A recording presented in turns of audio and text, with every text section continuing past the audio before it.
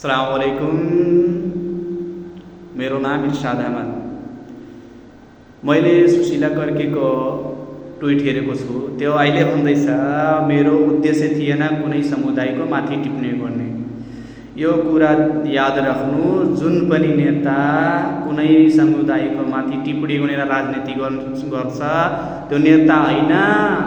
याद राख्नु, त्यो गोबर खाएर यस्तो कुरा गर्छ अनि फेरि पल्टी मारिहाल्छ, होइन मैले त्यस्तो मेरो उद्देश्य थिएन भनेर। यो देशको जनतालाई मेरो सवाल छ। अनि यो तपाईँ याद राख्नु, भोट दिने बेला, जब भोटको बेला आउँछ, देशको तरक्कीको लागि आफ्नो भोट समर्पित गर्नुहोस्। यो कुरा हेर्नु कि कुन नेता आएर हाम्रो देशको तरक्की गर्छ। यो भ्रष्टाचारीहरू देशभित्र दिमक जस्तै खङ्गालेर खाएर विदेश भागिहाल्छन्।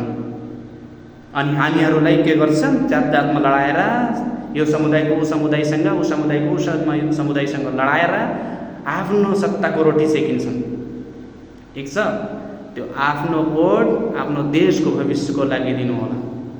ठिक छ, यो सुशीला कर्की जब भन्छ, जुन बेला भन्यो टिप्पणी गर्यो, त्यति बेला अहिले भन्छ मेरो उद्देश्य थिएन। त्यति बेला के खाएको थियो?